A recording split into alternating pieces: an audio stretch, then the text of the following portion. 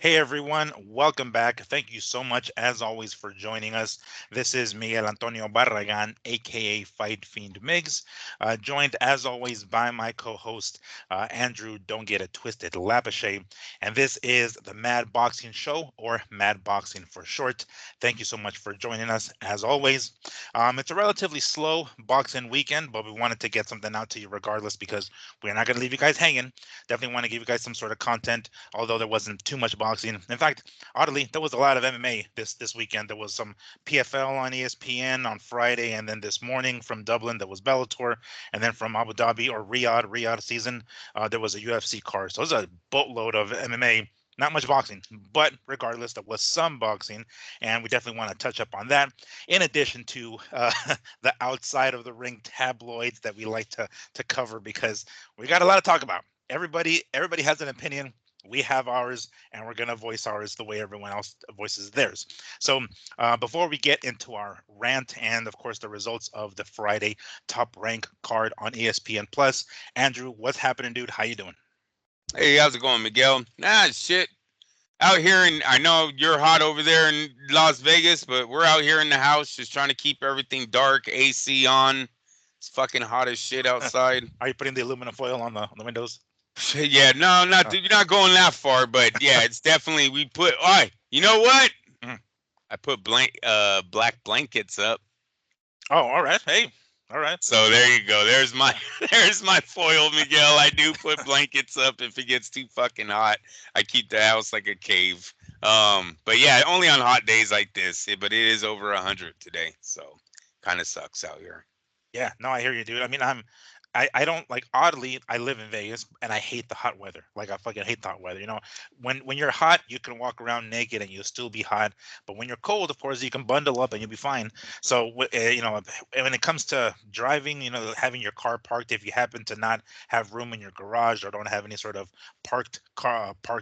covered parking, it gets friggin' hot as hell. The steering wheel is blasting. So yeah, I hear you, dude. Anything that I have to do outside, like I gotta go grab the mail real quick, or like, all right, I'm going fast because my freaking flip flops are.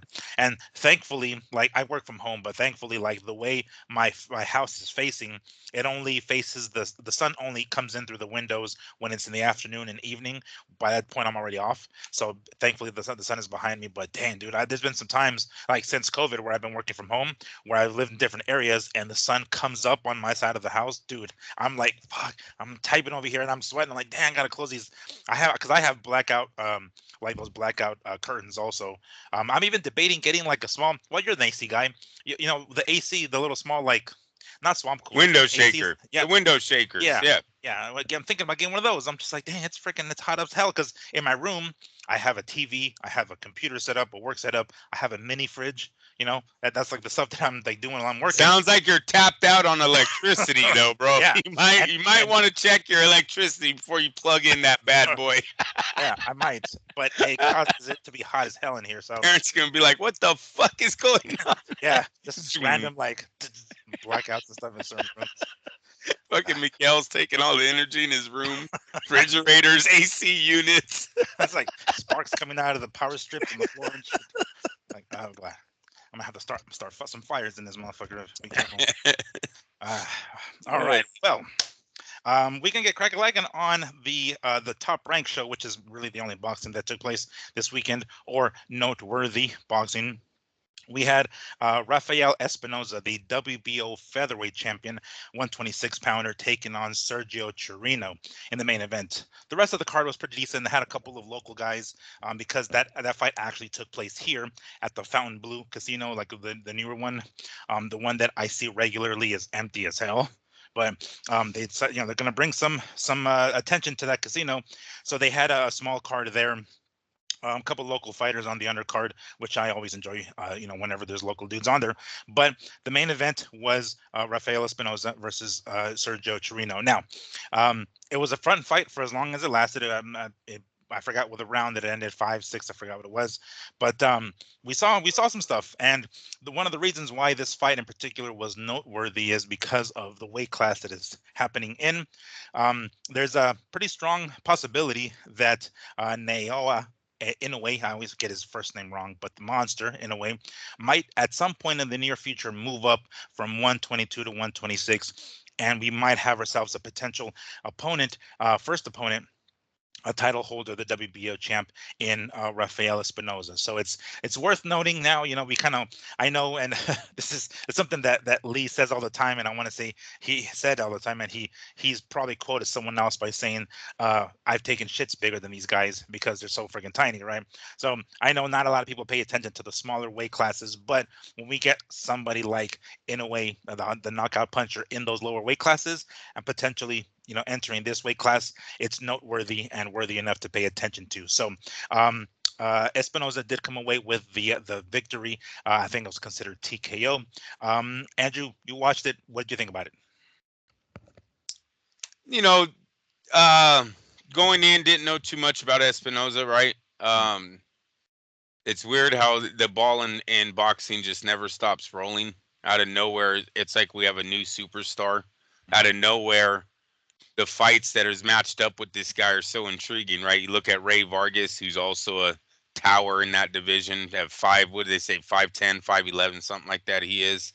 You got Espinoza 6'1", and crazy that these guys are 126. But both action-packed fighters. I mean, you got Brandon Figueroa. You know what? Brandon Figueroa isn't a small kid himself. You know that? I don't know how tall he is. How tall is Brandon Figueroa? Well, 5'9". Well, he's 5'9", so he's still tall for the division, right? Yeah. 5'9" probably used to be tall back in the day, right? Now we're looking at 6'1". Yeah. So we the bars moved a little in the featherweights, but Brandon used to be tall back in the day. So Brandon, Ray, and Espinoza. It's a money pit for Inoue. There's nothing Inoue can do but move up. You move up and you say who's first, right? To me, you move up and you take the least marketable one. I would fight all three of these guys, right? And right now Vargas and Espinoza look like the better of the three. Brandon, I love Brandon to death, but on the downside of his career, correct? I mean, he's only had one loss, but he's with PBC, and we know where PBC is going, so we don't know where he's going to wind up. He fought on one of the recent cards. And it was a great fight too, the Fulton. Yeah. So I guess saying it's a downside is that's not giving him enough respect. No, he's just a little irrelevant right now because he was relevant at 122. He decided to move to 126, and he hasn't done anything yet. So there you go, and he takes a defeat. So there you go on that.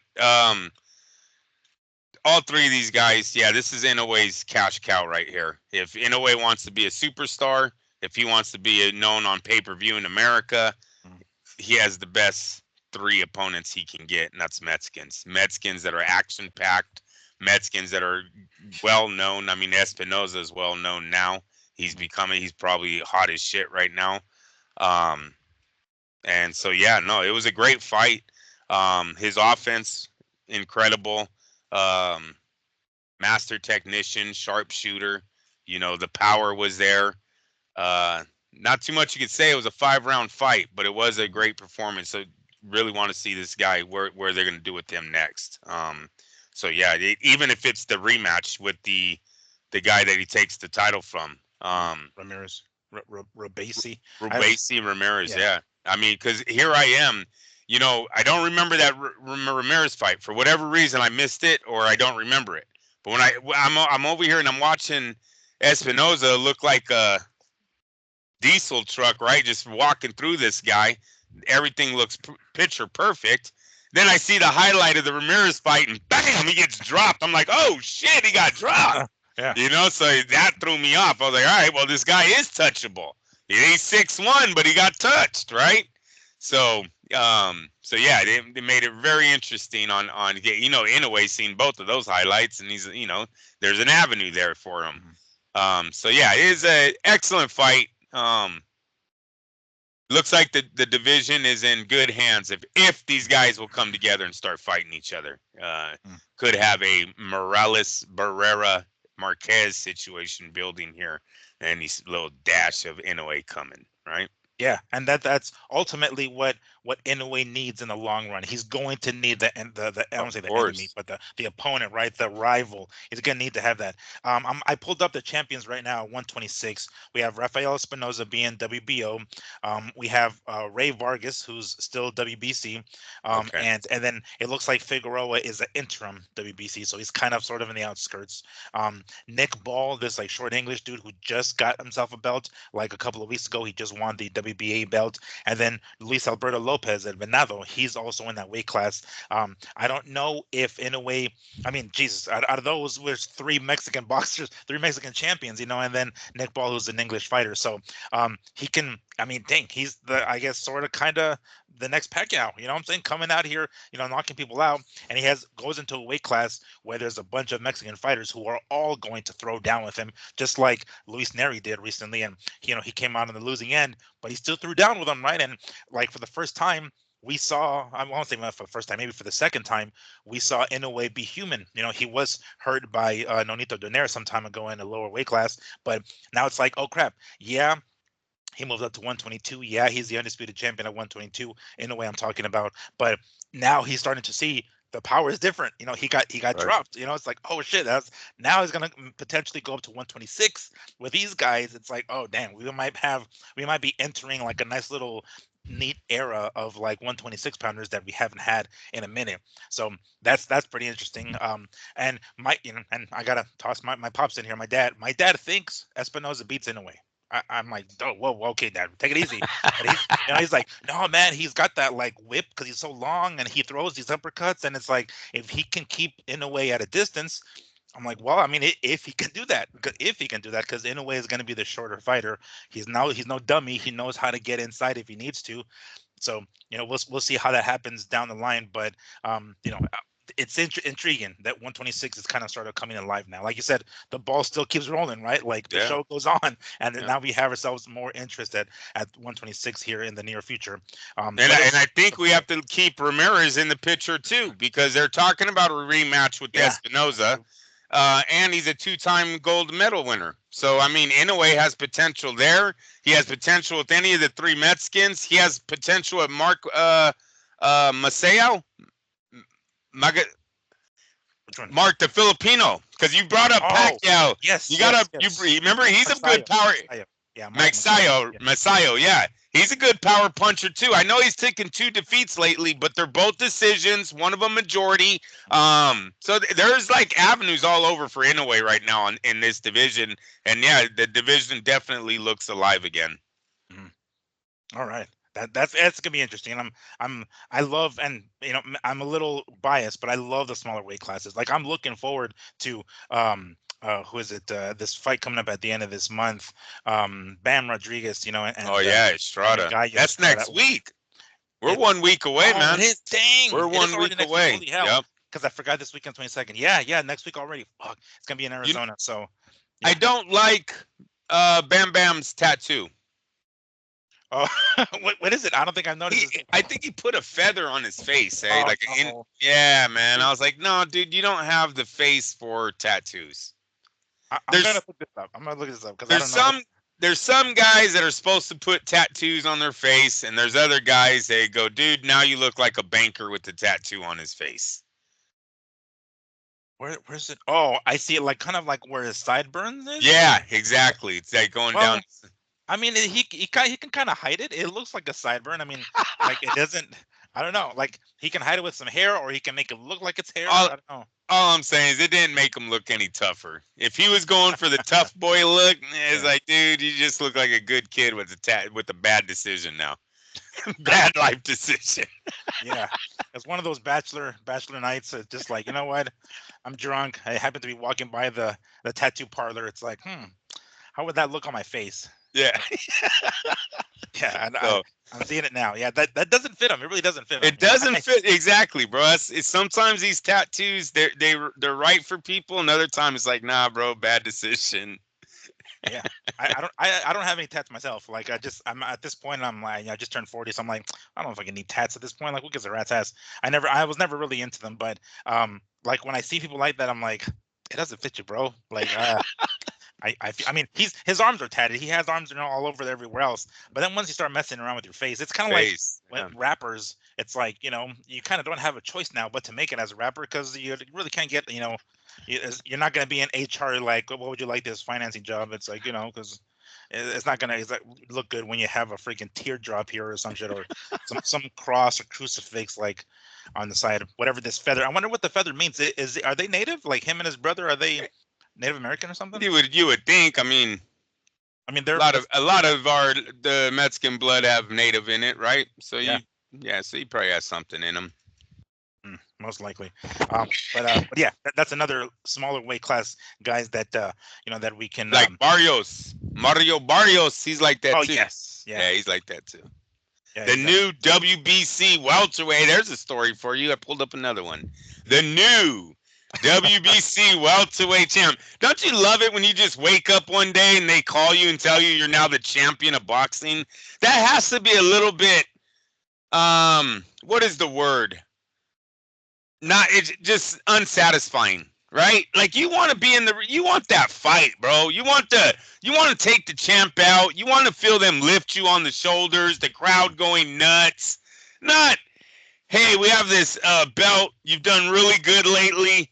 How about you're the champ now? How about that? All right. And in your first defense, you're going to fight the guy that we really want to be the champ. Talk to you later. Bye. Click. Yeah. Because isn't that usually what happens to these guys that just get the phone call? Their first title defense is against what they're saying with him is going to probably be Devin Haney, right? Did you hear about that? No. Jeez. Yeah. Are you So serious? So it's not. Hey, who is it? No. we'll get it. Those are all teasers, but Oh, okay. Barrios potential Mhm. first opponent's going to be Devin Haney. Wow. All right. No, I haven't heard that yet, but I guess we can go. I mean, we're going to be talking about Haney quite a bit momentarily here, so but to go ahead and close it off, yes, I'm sure we'll probably touch on it just before we end the show. But yes, Bam Rodriguez and Estrada next weekend, so Yeah. this is kind of our go home show for that. But okay, so let's say, well, okay. I mean, I have a couple of topics here. I have my phone on. I'm looking at some of this stuff. I guess we can start with the lawsuit, I guess, that could potentially multiple lawsuits on Ryan Garcia against Ryan Garcia here at this point. Everywhere from the supplement company that is saying like, nah, bro, your open container was tainted by you, motherfucker, probably. And then it's like, yeah, it was tainted because he put it in there. His goddamn self. So Otherwise tainted. fucking Um, guys. yeah, and then them saying like, no, no, no, we got some from we got some sealed containers. Saturday Night Live. Saturday Night Live Yeah. needs to do that skit, bro. They really do. They they should have like a fucking dopehead Ryan Garcia, like all just all going through it, right? Yeah, I brought my stuff. Dude, I'm telling you, they'd have a field day. I don't know if too many of their audience would get the joke, but it'd be great for boxing fans, right? Yeah, like he'll bring his like testing to be like, yeah, this is an open container, and there's like a mirror in there, and he's like, oh shit, Yeah, sorry, or something like that, right? Not that. Yeah, don't take Like, that. I need yeah, that. there's like a rolled up fucking like 20 in there. It's like, oh fuck, sorry, it's not tainted, I promise. Um, sure, Ryan. Um, Fucking A. but That's a good everything one. from from the supplement company to Devin Haney himself saying, "Hey, I've even seen tweets where they are tweeting themselves where Devin is like, okay, can we settle this outside of court then? Like, what are you offering?" So it's all over the goddamn place. But earlier in the week, we got the word that the suspension that Ryan is going to be suffering, that was hammered down on him, is going to be 1 year. And of course, he's going to be randomly tested throughout this entire time. And the year basically starts from when the fight happened, which was April 20th. So from then till April 20th of 2025, no Ryan in the ring. And then of course there's fines on top of that, right? There's going to be like, I think a total of 1.5 million something or other that's going to be going to a part to the commission or to Golden Boy and a part to Haney and I forgot what the total of the amount is, but there's a fee, a heavy fee, a suspension. Of course, he has to test negative for any sort of performance enhancing drugs prior to him even returning to the ring.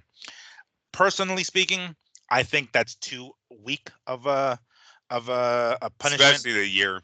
especially Especially the the year. year. because you mentioned it right before we came on the show, Andrew, that base fighters take a year off anyway. You know what I'm saying? So it isn't anything different. 2 years Hey, isn't. hey Miguel, Yeah. what did Devin Haney tweet out immediately after? Yeah. Oh, I'm I'm gonna taking take a 2 year year off. hiatus. Yeah. Yeah, I'm gonna take a year off myself. Like, is that Yeah. really a penalty?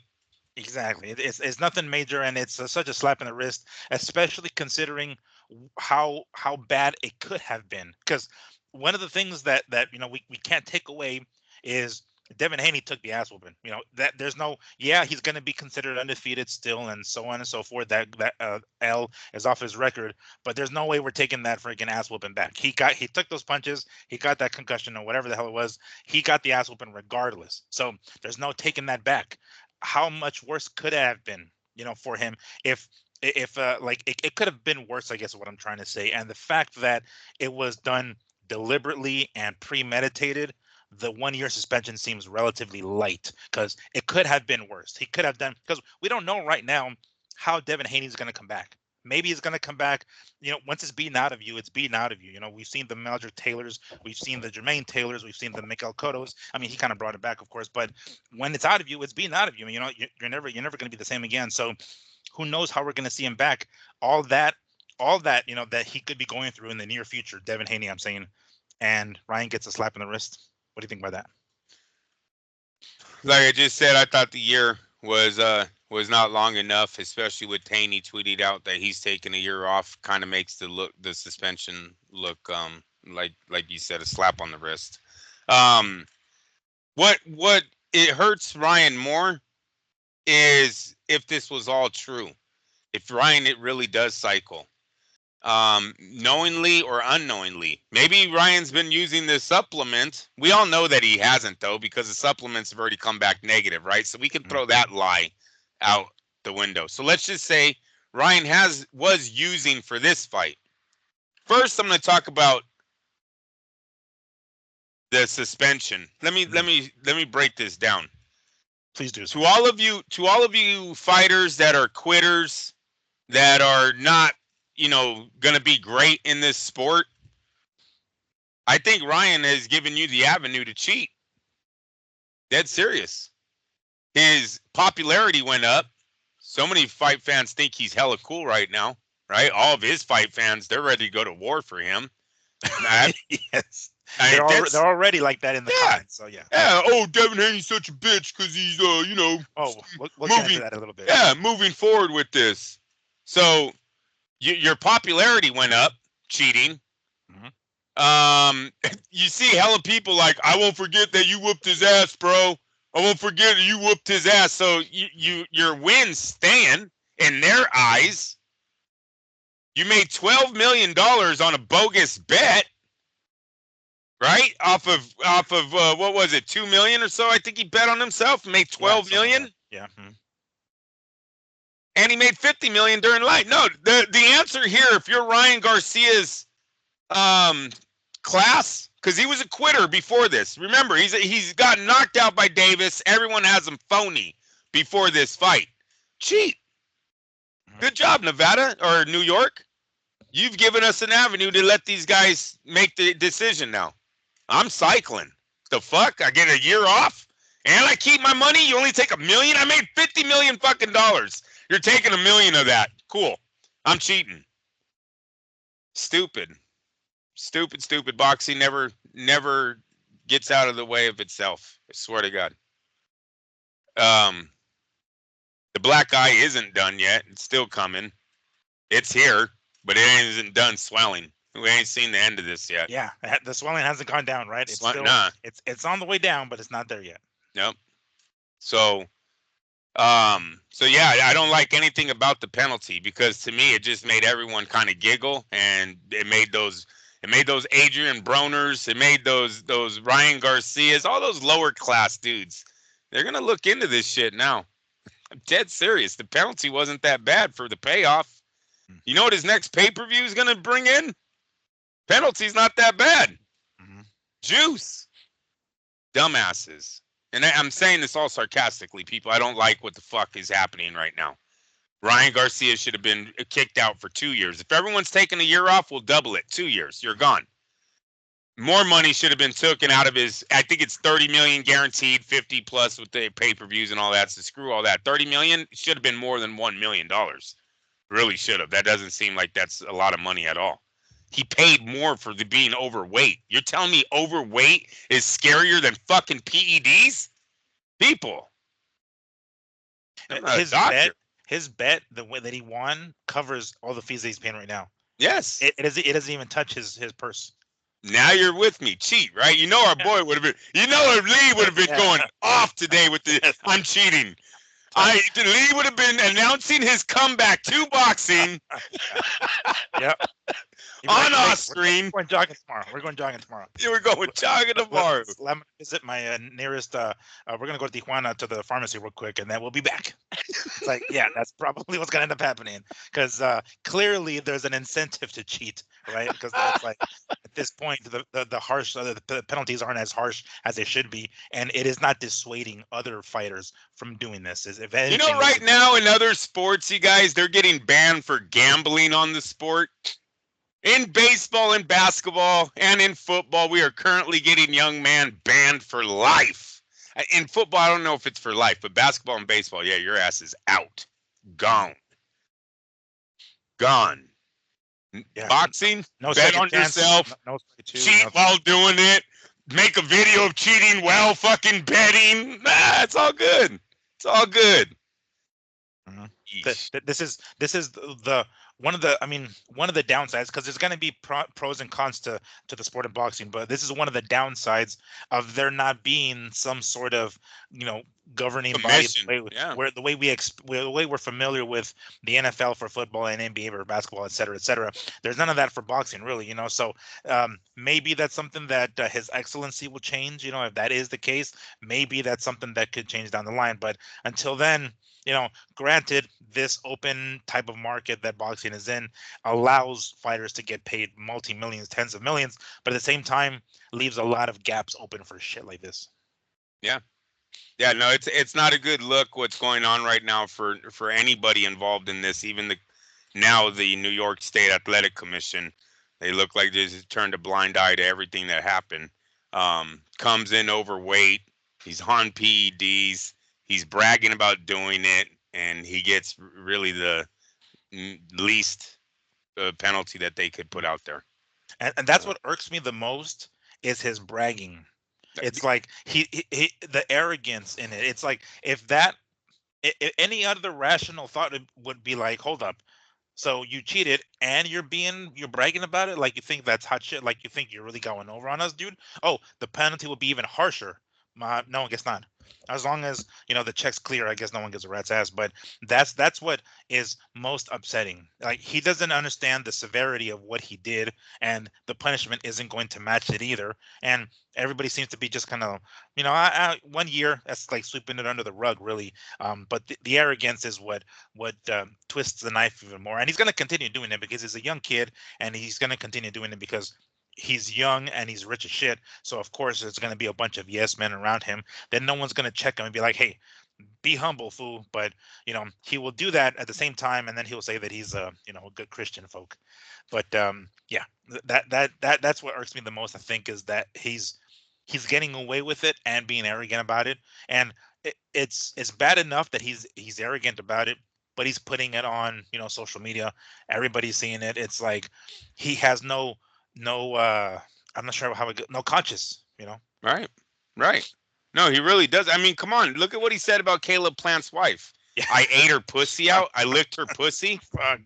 This guy. This is a guy that's supposed to be Christian, right? Yeah. Talking about going down on other men's wives. Talking about her going down on him, and how Caleb, dude, like I told you this he was fake from the fucking very beginning. I could see right through this kid, dude. Matter of fact, ever since you quit on me, that's when I seen you were a bitch, really. No, that's when I knew he was a bitch, bro. When he looked at Tank Davis and was like, oh, man, I don't want to get knocked out. I'm just going to stay on one knee. He wasn't right for this sport. He's not right for the sport. His speed got him through the amateurs. It's all great and dandy, yada, yada. But he is who he is. He looks like the good kid that's trying to be hard, and it's just not going to work out for him. Your next fight, I almost guarantee you, Ryan, when you're in with another Devin Haney or a Tank or one of the other four Kingsmen, you're going to look like a bitch again because your drugs is gone. So your mental is gone. We all seen Sugar Shane. We heard him in the corner with his dad. I don't have it, Dad. I don't have it. When they took Balco from his ass, we seen what it did to him, right? And then his dad slap him. Yeah, it wasn't the drugs. Yeah, it was the drugs because the drugs put your fucking mentality at a whole nother level. That's why he was on stage going, yeah. Remember all that, people? Remember how juiced he was on that podium? Yeah, now we know why he was so juiced on the podium. The fuck out of here. Like, you people, it's not a flex to fucking cheat. What is wrong with this boxing world right now? How are we not all with fucking pitchforks and knives on Ryan Garcia, yet we got half of you motherfucker praising this kid, talking about Haney's the bitch? Yes, that's exactly. Are you fucking kidding me? Let's segue into that because that is another thing. I'm seeing a lot of content creators, and you know, granted, there's going to be a lot of comments, and I mean, in the comment section, a lot of fans. They all have their opinions, right? They're just fans. But when you see in this stuff from other media outlets, from other media members, from other they're fans too. But yeah, I hear you. Yeah, content creators that have a platform, they have a voice, and are clowning. You know, the Haney. Let's not forget that they went 12 rounds. So on top of the fact that Ryan came in heavy and cheated with the PEDs, he still couldn't finish Haney. Right. Yeah, he knocked him down and he looked bad on the ground and on the floor, on the canvas, but he got back up and he finished the 12 rounds. So in the first round too, he wobbled him, Miguel. Yeah, first round. Yeah. Kid then goes 11 more. 11 more. Exactly. Right. So you know, we're gonna clown Haney for voicing his grievances. The fact that this dude came in heavy and cheated, we're just gonna be like, oh, why is he complaining? Like, what the fuck is he complaining about? Like, the amount of backlash that Haney is getting for, you know, putting his foot down and be like, no, I'm not gonna let you take advantage of me. Like, I can't believe how many people are talking and content creators are talking mad shit about Haney. It's like, what do you think? He's just gonna keep his mouth shut and be like, all right, I got, you know? And mind you, we're not gonna absolve Haney and his team of responsibility. He did take the money for missing weight, and he proceeded with the fight, which we said several shows ago they probably shouldn't have, but he did it. Okay, fine, that's his bad. But he wasn't gonna go in the fight thinking the fucker was on the juice, you know? Yeah, he went in there expecting him to be heavy because he understood that part, but how the hell is he gonna know that the dude's on the fucking juice, right? We don't know that, but the amount of people that are clowning on Haney is mind-boggling. I'm like, what? Like, if you don't want to, like, it's bad enough that they're clowning Haney, but they're praising Ryan at the same time. Yeah, no, bro. Yeah, it blows my mind what's going on right now on the whole switching up on Devin Haney thing. Look. You can never, what is making this a civil lawsuit is Ryan Garcia's videos and his tweets. Mm-hmm. I don't know how many times I can say that. Without Ryan Garcia snitching on himself, Devin Haney's team has no case. But when you have a guy out there talking about, I did this, I came in overweight on purpose, what, you guys thought I was going to be weak to take this fight, you guys think I'm stupid, I'm not, I was the smart one. Then gets caught on a PED. Now, obviously, he can't brag about PED use online, right? Right. But he gets caught on a PED. So, oh no, now we have a new thing added to this case. He was also on PEDs.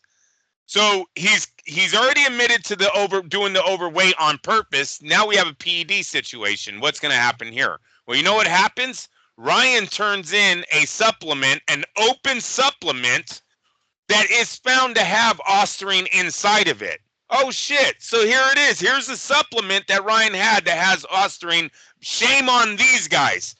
Wait, these guys then buy the whole batch that Ryan supposedly got his batch from, turn that whole shit in, all sealed. Guess what, Miguel? Guess what their results are? Negative. Negative. So now Ryan has just proved that he still has ostarine with him because somehow his fucking bag of supplements had ostarine inside of it. He's making the case on himself. Nobody's done shit. You just got to go to Ryan's feed or just been following this young man. And you know his lawyers were like, hey, take that and put that in the file. Take that and put that. As this whole thing was playing out, I can almost guarantee you Devin Haney's legal team has been building a case from day one, from the day that he got turned up fucking positive. A case has been being made. Thank you. And this is going to be a no-brainer when it hits the jury that he premeditated all of this, right? It's a no-brainer. It's a no-brainer that you had Osterine now with you, and you still have it because somehow it got into a bag that wasn't in the other 50 fucking remaining bags that were all sealed. Ryan, the bleeding, it hasn't stopped for Ryan. This isn't going away, and then we're going to bring in Prime. The Prime drink that he was saying was bad for kids and your kids shouldn't drink it and stay away from it. They want to sue his ass too. You Ryan Garcia fans, you're going to be defending this dude a lot in the next year or so because none of this is going away and it's all his fucking fault. Whenever you go on camera and go, yeah, I shot that nigga. I shot that motherfucker. Yeah, I shot him. And that dude ends up really shot. What happens to those rappers? Yeah. What happens all to the them? eyes are going to be pointing in that direction. I think there's a few of them doing court cases right now because of shit they said on their albums and their music videos, bro. When you got people that are filming crimes, what usually happens to them, right? Ryan Garcia was confessing to his own crime in boxing. It's not a bad crime. I'm not saying he didn't murder anyone, right? It's not a bad crime, but it's still a crime in the sport. Yeah, it's a crime in the sport, and you're sitting there basically telling everyone this, I got away with it. I got away with it. No, you didn't, and the rest is about to come. And for you Ryan Garcia fans that are trying to stay on this sinking ship, dumbasses, bro. Dumbasses. And you guys, it's not a flex to cheat. When did you guys turn pussy on me? Seriously. When did fucking taking PEDs and fighting it was the cool thing to do? I don't understand it. I know you were for Ryan, I guess, when this fight first took place, and you're going to ride with them all the way, but everything that Ryan's done has been slapping his fans in the face, too, because the kid's not real. He came in overweight, told you he cheated on that, and then now he's on drugs. He's not real. So you're riding with a phony, a fake, and a quitter. And it still boggles my mind how they, and again, content creators call Devin Haney the weight bully. You know, it's like you're calling him the weight bully, all right? And even if he balloons 20 pounds overnight, he made weight regardless. He fucking makes the weight. How much more he weighs after that is up to the contract, if there is a rehydration clause or whatever sanctioning body they're fighting for, belt they're fighting for. But it's like he made the weight regardless. How much he balloons after that? Well, I mean, it's same thing with Benavidez. The same thing with fucking, Torregotti back in the day when he smashed Joey Camacho. He came in like 20 pounds overweight, but he fucking made 140 the night before.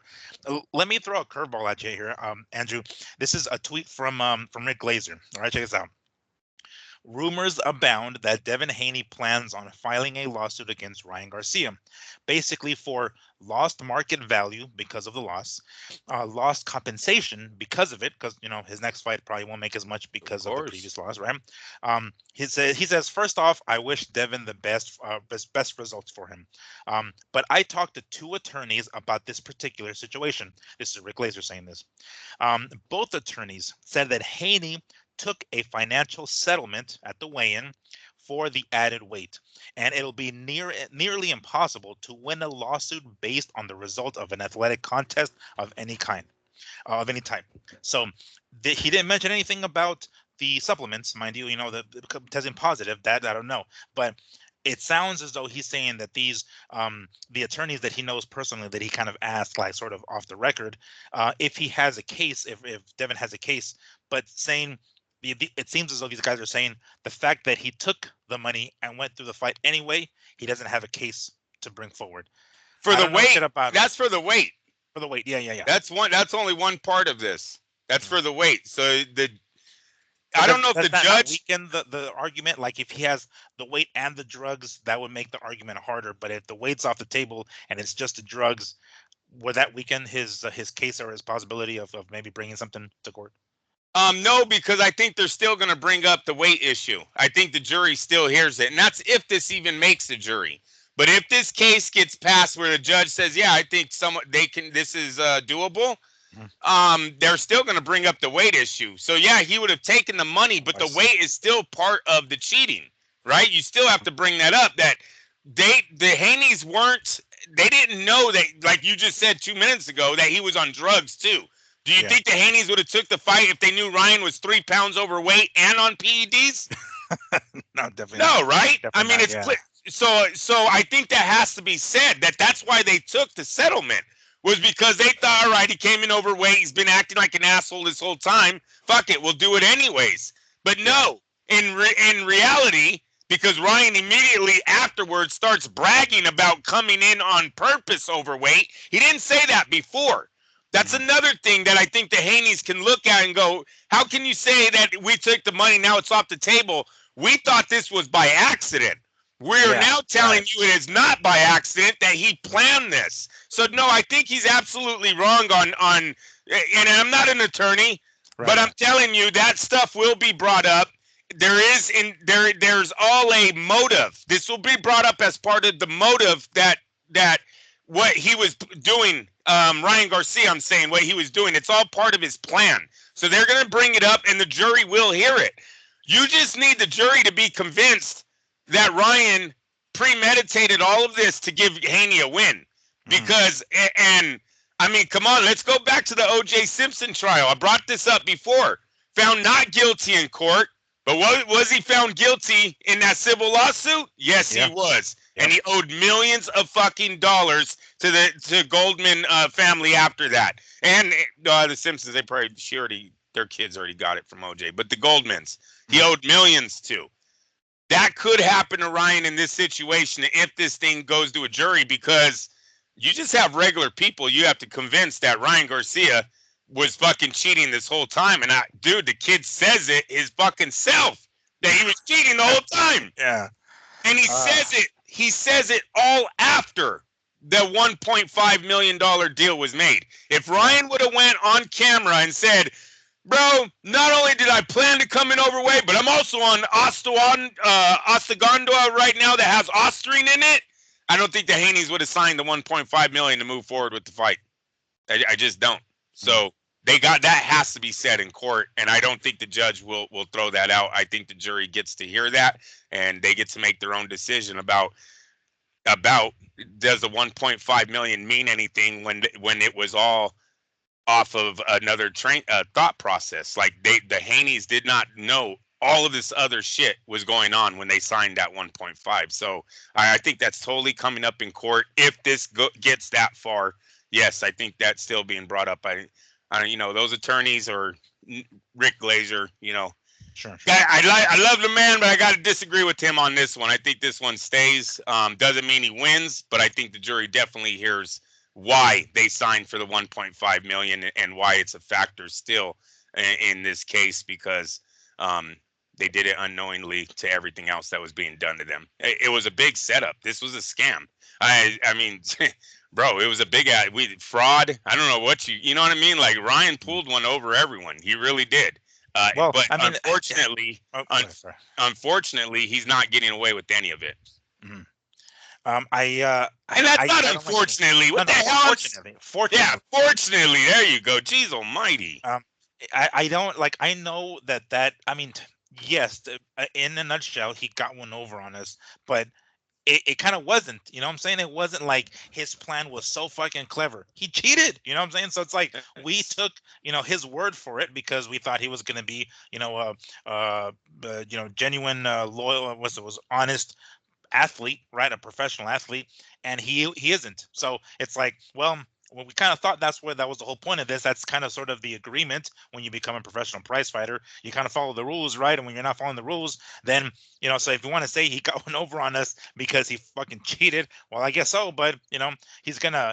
There's still ramifications. There's still gonna be consequences for his cheating, and I wish they were a lot harder than that fucking year. Going back to what Devin Haney was tweeting about, do you really think he's going to be out of a full year? Like, do you believe that?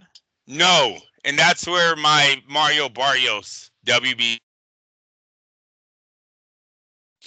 play.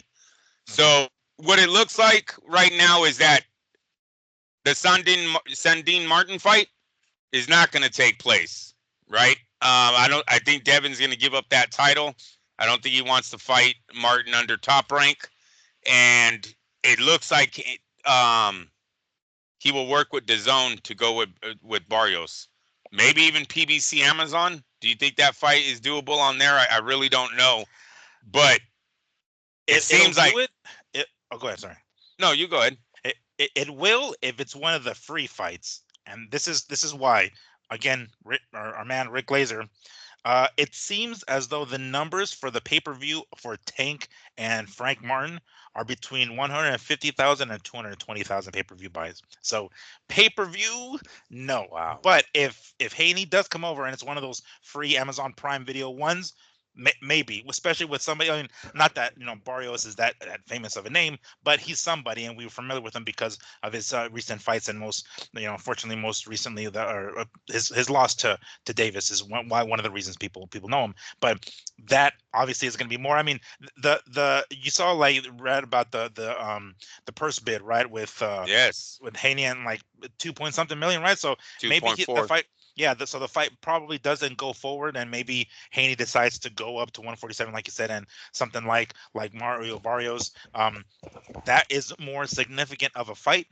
If I'm not mistaken, Barrios is like interim WBC champ, or maybe he's full now. I forgot what the He got the phone call, Oh, I bro. got the phone call. Okay, so Yeah, he's Mario champ, called him yes. this week. Yeah. Yep. And Haney being this is pretty common amongst fighters. When they're champion in one weight class, they'll move up and fight the same belt in that weight class. So the fact that Haney was a WBC champ at 140, he's going to go immediately after the WBC title at 147, being Mario Barrios. That's not a bad fight, if it's in the free Amazon Prime, because pay-per-view, from what I can tell, I mean, if we have the face of boxing in Tank Davis doing And Benavides, bro. and And Benavidez on the other part. Benavides, Yeah, man. exactly. And this is the guy that everybody's clamoring to fight Canelo, and with the help of Tank together, they do between 150 and 220. Shit, that's bad. It would be good if Haney does go that route, but on those a free card or whatever. That as of right now, there's no So schedule. so it seems like all this talk about having your own promotional company really backfired on Devin Haney in this one. Without having a promoter with money behind you, Mhm. you get left in the dust in Yeah, these you're like in auctions, no right? Or man's what? land. You're no man. You're in the Yeah. middle. You're in between. You're kind of Are, like are you're. you? You heard what Eddie told him. He said, "Why don't you put up the money for the fight?" Yeah. And it's Yeah, because dead serious. there's no You're obligation. He said it, you're we're not contractually obligated to go that route. We don't have a deal with you, bro. You have your own promotional company. Go ahead, you put up the purse. you put up the purse to make so much money. Mhm. He goes, "I'm not into losing $1 million with a fighter who's not signed to me." Eee, talk about a slap in the face. Yeah. You and your dad love running around. "Oh, we run our own business. We got our own business. This is Devin Haney." Now look at you, right? Hmm. Left in the dance floor with no dance partner, right? And let me throw another slight curveball here. There are very few fighters who have been able to do this. One right off the top of my head, Roy Jones. I don't remember him being with a. I mean, again, this was like earlier in life, so I think he's one of the few fighters that was able to do it without too many major promoters. If I'm wrong, by all means, correct me. But he's one of the But few fighters. but only had one pay-per-view or maybe two pay-per-views as a in his prime. Now I know when he got older in his career, they used him a little bit more with I think that his heavyweight run he might have done on pay-per-view. But isn't it just Julio Gonzalez and James Toney the only two times he's ever on pay-per-view? So his fights with like Tarver and those guys, I Yeah, I know. think this is all Oh, HBO, bro. what? No shit. Well, I remember Uh, him being a lot on Hey, HBO for sure. Roy Yeah. Jones did not make a lot of money in his career. I want to say it's under 60 million. Yeah, Mm, he doesn't okay. make a lot of money in his career because he's not a pay-per-view attraction. Um, he needed, he fought a lot on HBO, and they're limited on their salary, right? They can only give you so much. And some of his opponents were always, he took on a lot of title defenses. One time he fought like a retired cop in one of his style defenses. Like that was literally the guy's fucking Sh- thing coming in the ring was he was a retired cop. It was like, what the hell is going, like, and Roy Jones like danced circles around this dude. It was fucking weird. Um, He literally did a circle around him too. I'm not even making that shit up. The guy was like, "Where the fuck did he go?" Bam! Oh, he's right there. I Yeah, think it I've was seen the highlight bad, of that. bro. It was bad. So yeah, no. Yes, he didn't have big promoters, but he also didn't make big money either, right? Okay, so do you think, and this is just trying to think outside the box here, if Haney can go that route and say, all right, I'm not associated with any one particular promoter because clearly the purse bid shows that he's not worth what he probably thinks he's worth. If he goes that route and stays without an exclusive deal currently with a major promoter, and let's say he goes to His Excellency and says, hey, want to fork up some money for me and whoever the fuck, some other name, because mind you, uh he's practicing, I don't know what you call it, Muslim, and so are they. I wonder if he goes to them with that like, hey brother, hey, I don't know what they call themselves, but to say like, hey, you fork up the cash, let's do a big name opponent at 147, and maybe there's bigger money in it for him if he can go that route without the help, because that's essentially what people are looking at His Excellency as, the savior. And if His Excellency thinking about potentially buying up all these promotions and going under one umbrella, everybody, so we can have the best fight the best more often. I mean, wouldn't that be an avenue for Devin to be going there and be like, all right, go ahead and fork up some cash. We'll figure out, me and, I don't know, Terrence Crawford or some shit, whatever. Boom, pay-per-view. Yeah, it's the options there for him to go there. I think DAZN would still work with him too if he signed with DAZN. I think there's a market still behind Devin. Obviously, everyone's going to want the rematch a year from now. I mean, let's just be honest. That's going to be a gold mine when Ryan does come back and they're able to do this fight at 147. Most likely it will be at 147. I don't see Ryan Garcia ever going to 140 again because he Yeah. hasn't made it in 3 consecutive fights. That's why Tank was like, "Oh yeah, I'll fight Ryan again at 140." He's silly, so fucking Like garbage. Tank 139 and a is quarter at 139 and a quarter. Like, and no rehydration. yeah. Jesus Christ. Um, Wow. so yeah, no, it's gonna be at 147. Um, Devin Haney has options. He's still marketable. He's undefeated again. He has all the eyes on him. So I think his comeback fight will be watched by many also. Sandin Martin, I think, is more of a risk reward issue than it is a viewership issue. Meaning, I think fans would watch that fight because Devin Haney's coming back. I think a lot of the boxing fans that are interested in what happened with him and Garcia are going to be interested in seeing what he looks like after Garcia. So it's not a viewership issue. The problem is, can you beat Martin in this mental frame that you're in the comeback with all the pressure of the fans, saying you're fucking done and all this? I think that's where they're a little hesitant on taking this fight. Martin has upsetted two superstars already. I know one of them he didn't get the victory, but I mean it was a pretty damn good fight, He's right? he's a difficult fighter to look good against, Exactly, and exactly. that's probably not the best route that Devin wants to go with. He wants to show that he still got it. That it's like, no, that ass whooping was an ass whooping, but I'm still me. I'm still Devin. I'm still the American Dream, whatever. And then he comes into this fight because And Martin might now be I that feel, guy. And Martin might be that yeah, guy. yeah, You know what I mean? He beats Garcia. He takes Lopez to the fucking brink, yeah, right? drops him. Shit. Yeah. He might be like the new Sergio Martinez. Stay the fuck away from him. That's what they're saying behind Yeah, closed yeah, doors, the winky rights, like Hey, stay hey, away did from him. Floyd ever fight Sergio? Hell no, he No, didn't. no. Stay the fuck away from him. Yeah. Shit. Yeah, that's probably the worst one, because it's gonna, if he wants to show his fans that he still got it, going against a tough, and I don't want to say tough as in like, the guy who's got knockout power, but I mean the guy who's tricky as shit, and you're not gonna look good against him. You want to show your fans that that if you're gonna go in there and risk not looking good, I'm sure he wants to get paid a fuck ton of money and not 2.4 million whatever purse bid. So yeah, that might not be the best route to go to, besides the amount of money that he's going to get paid for the fight. But that's going to be a difficult fight to look good against, and against Sandor Martin, and um, with even more of a reason, if he's going to risk a potential fight with him, I can understand he's going to want a lot more money. But yeah, it's probably not. I would say it might be in his best interest to just drop that fight altogether and maybe go to His Excellency and see what he can get out of that, and maybe a potential big money fight. They're already gonna have Terrence Crawford, right, in this fight, in this event in August. I don't know if Crawford's going to want to come back down to 147 after moving up to 154 or whatever, 160. What I forgot what weight class is going to be fighting in his next fight. But to go back down to 147, I don't know if he's going to want to do that for somebody like Devin Haney. But I mean, that's really, I think, Devin Haney's only option, or just take the money and fight a difficult fighter like Sandor. Doesn't seem like a good option. Yeah, no, nope. Um, or he takes a year off like he's been bragging, but I don't think he is. His market's too hot. It'd be really dumb to do that. I really think he needs to build off of this, right? Don't go away. Don't step back into the shadows, but come out into the light. Fucking face these critics.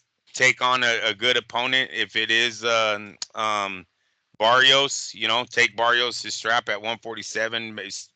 Plant yourself there. Um, I would love a Telefimo Lopez fight. You know what I mean? But once again, I don't know if he's ready for that. And I think that's where yeah, it's too much right now. Like, he needs a confidence builder. And I don't think Sandor Martin is him anyway, but he needs a confidence builder. It happens. Just like Deontay Wilder, he needed to knock out Helenius. He needed to get that back. Like, okay, I'm back. Yeah, I knocked this dude out, or I took him to school, whatever. And then maybe somebody like Teofimo. Oh, and you know what? Not to backtrack, but when we were talking about earlier of all the critics or the people critiquing.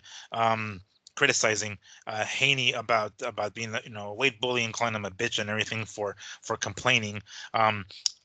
Like that, people like people have to use this example of Miguel Cotto, and like you mentioned it earlier. Somebody posted it, like Miguel Cotto handled it. He got back in the ring and he fucking whooped Antonio Margarito, the guy to beat his ass. Yeah, several years later, keep in mind he after one eye was gone.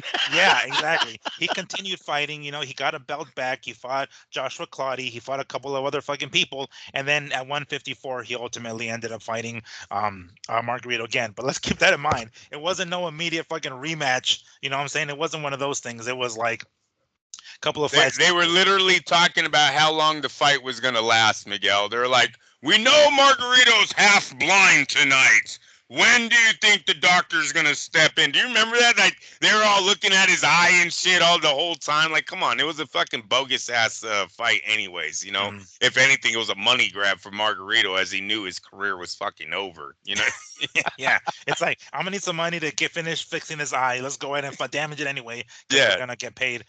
So, yeah, that again, the criticism is a little undeserving. I don't think there should be going that harsh on Haney and talking about, oh, well, Cotto got back in there and fuck. Well, yeah, several years later. So, and again, you brought this up a few shows ago. Let these fighters keep, well, not Ryan. Ryan's going to be out for a while, but Haney. Let Haney continue with his career. Let him go up to 147. And then maybe 147 down the line, we have a rematch with Ryan, which seems more plausible, especially after this 1-year suspension. But, yeah, that he's kind of in between a rock and a hard place, especially considering that purse bid that isn't going in his direction. So it kind of sucks. But I did want to touch on this tweet here that I was talking about earlier with the Tank and Frank Martin pay-per-view numbers. This is what again, this is a Rick Glazer one. He actually ended up like what's the word, like reposting someone else's tweet because this person actually said it, right? So this is what this person says. Not Glazer, but somebody that he reposted. It says, we have some television numbers. We have some television numbers, and we'll have a better handle on it next week. There were reports going around that this fight did under 200,000 buys. Based on what I've gotten, whoever this person is, that's probably within the range. It is well above Double or Nothing, which is a pay-per-view, a wrestling pay-per-view. Could be in the range of Revolution, another wrestling pay-per-view, and maybe a bit higher. I'd say between 150 and 220. That's what they were saying. And Rick Glazer basically, said this. He said, thank you. I get vindicated daily by those with enough brains to recognize and enough class to say so. I'm a boxing lifer for good reason. So he's just basically saying like, yeah, the dude was basically saying Rick Laser's right around this, and Rick Laser replying to him saying like, yeah, thank you for vindicating me because this is what it's looking like. Those are bad numbers, dude. Those are terrible fucking numbers. Then they said that Ryan and Devin did about 500 or 550. This barely did, half of that, less than half of that, if the numbers are correct. On the high end, we're looking at 220,000 pay-per-view buys. That's fucking bad. That is really bad.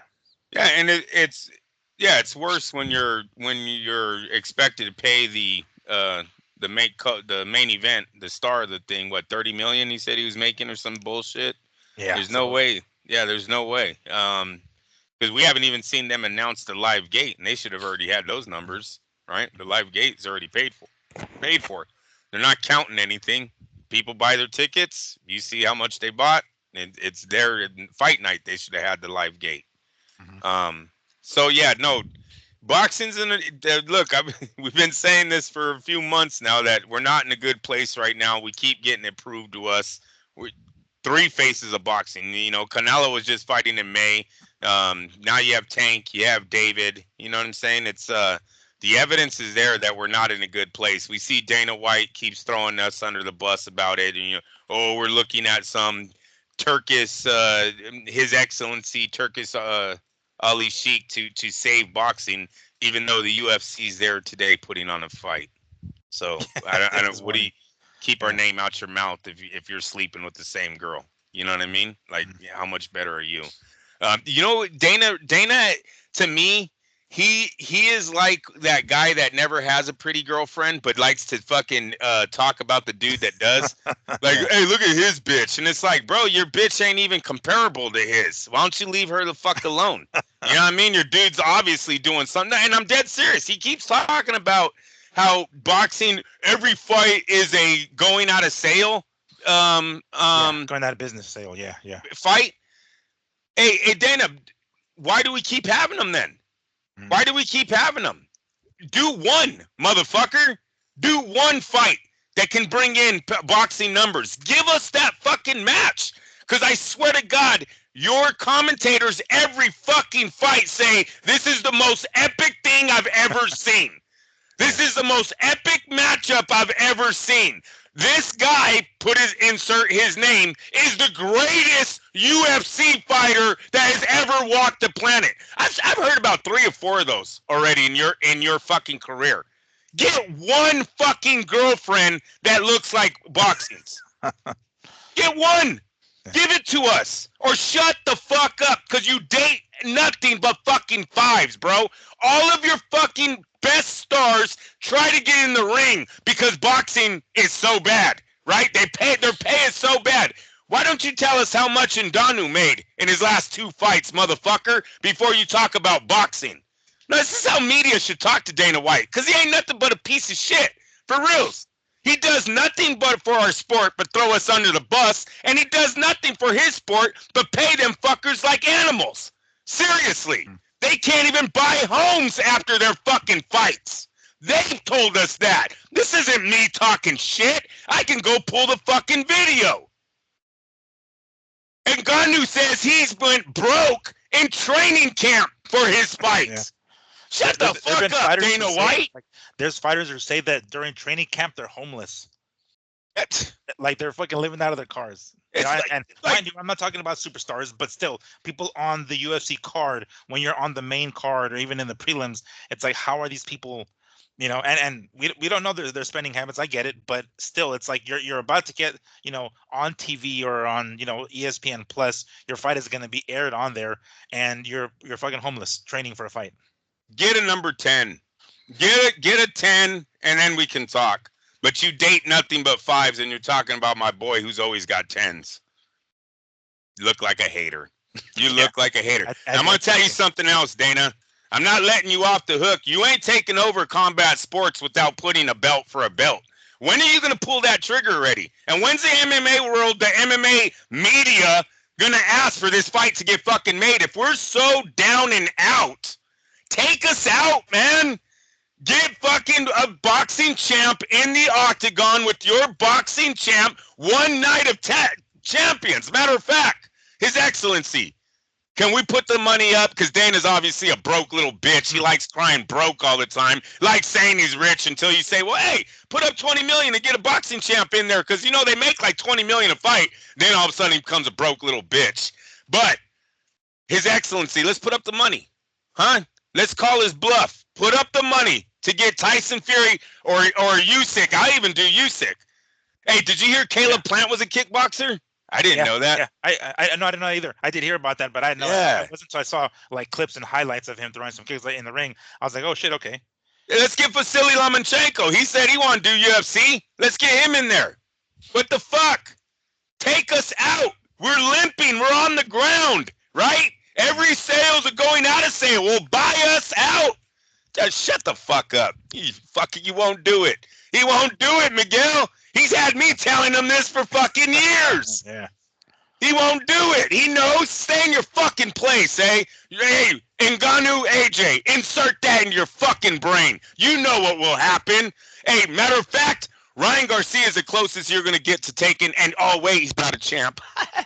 Bitch, he's not a champ. But he's the face, but he's a superstar. It don't give a fuck. It doesn't give a fuck. He's not a champion in this sport. He needs a strap. In your opinion, he needs a strap. All right. But he is the closest that you will get to being able to take a face of boxing, like Miguel just said, he is a face, take him in the octagon and whoop his ass. Because you know what? That little boy ain't done nothing ever, anything else in his life but throw those two hands. I can almost guarantee you, Ryan Garcia has never done any kind of combat, anything. I don't think Ryan Garcia has had a street fight, bro. I'm dead serious. That kid is all amateur boxing, all get me in the ring and I'll whoop your ass because I can throw fucking 1,000 punches in a minute and 30 seconds. I get it. I know his deal. You get him in the knockdown, you get him on the ground, I swear to God, he'll quit. He'll quit before the fucking punch is thrown, and then be like, I don't do that. I don't get on the ground, but pay me. I got no faith in Ryan.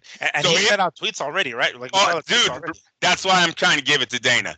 Dana, if you were ever going to fucking get over on boxing. This is such a softball. Just swing, bring him in, 147, whatever, 154. We got plenty of fighters. Feed him to Connor. Yeah, damn. I mean, especially after the shit talk that they've been going back. They're both in for, yeah. Yeah. Ryan's stupid enough not to turn it down, bro. Ryan's that, he's that dumb. He wants to fit in so bad. You do it, bro. No, Dad. I got it, Dad. I got it. I'll make the way, Dad. So, Conor McGregor, Sean O'Malley, whatever the fuck, I don't even know who that dude is, but they have a history. Like, come on, Dana. It's sitting right there. I know it'll suck if Ryan fucking his hands are that fast and your fighter never sees it, but that's the closest you're going to get to taking a man down, him not knowing absolutely nothing to do on the ground. That it would be Ryan Garcia. And that would be the 10, right? That would be basically the 10 that they're going to get. I mean, really, like, because we know if we throw in, Ryan in the octagon against somebody, it's going to be a fuck ton of pay-per-view buys, right? So that's going to be the 10 that you're talking about. He's oh, yes. But it was because of, a face of boxing. And it would be funny when Oscar's sitting ringside because there's your 10 again. Just saying, the guy seems to be around all those big fights, and it would be Oscar again. Fuck you guys. Go ahead and talk about his lingerie. Insert the pictures now, but he's still on top. Oh, man. So I just right now I pulled up the PBC website. Nothing as far as fights coming up. Supposedly we got some fights coming up according to Espinoza and whomever. Oh yeah, they didn't announce shit on. They still haven't announced shit. No. Nothing. Yeah, that's kind of weird, man. That is kind of weird. So we're gonna keep waiting because barely. We're at the middle of the year, right? We're headed towards July. We're almost at the end of June, or we are at the end of June. Summer is officially upon us, so time for some summer blockbuster fights. Hasn't happened yet, but that's kind of the direction. I don't know what the fuck's going on with PBC here, but yeah, it doesn't seem as though things are going anywhere. At least with them, everybody else has got a pretty solid schedule. As we mentioned earlier, this weekend coming up with Rodrigues and Gallo Estrada. not much other news besides that. Did you see anything else online that you kind of wanted to talk about, or something else that you might want to kind of throw at me and see if we can stretch the show out? Because I kind of want to end with Estrada and Bam Rodriguez, which is going to be a pretty solid fight in my opinion. But it could be maybe like a passing of the guard sort of thing. But again, I would much rather end the show on that note than anything else. Do you see anything on your end? No, nothing that we haven't covered already. It very slow week, bro. Yeah. You know, Floyd. Is there anything? Did Floyd do anything this week?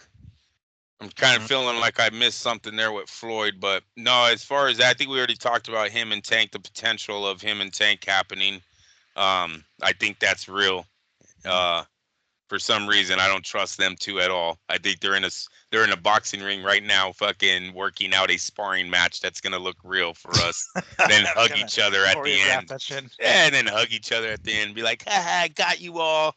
It seems so Floyd, but whatever. No, that's about all I got for today.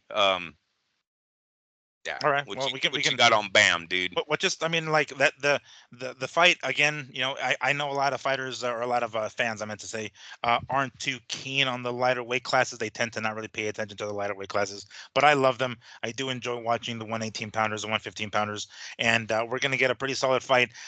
For those of you who might or might not recall, Bam Rodriguez's brother or half brother, Franco, just retired I think earlier in this year, and he relinquished his belt or whatever at 115. If I'm not mistaken, I believe Bam initially went up to 115, got himself a belt, and then dropped back down to 112 to leave the 115 pound division to his brother.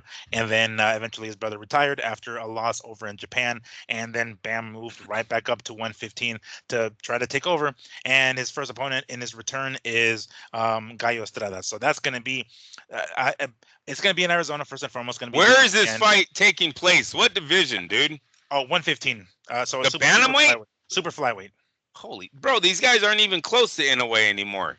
Not anymore. No, no. I mean, once in a way, was I mean, he stayed at 118 for as long as he could.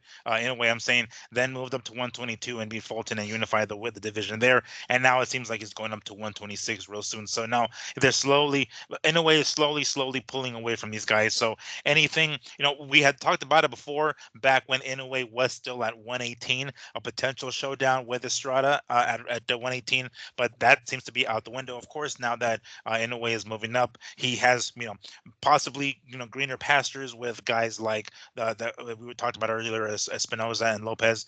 So he's gonna still get his Mexican opponents, rivals up at 126, but it would have been nice for him to have fought Estrada.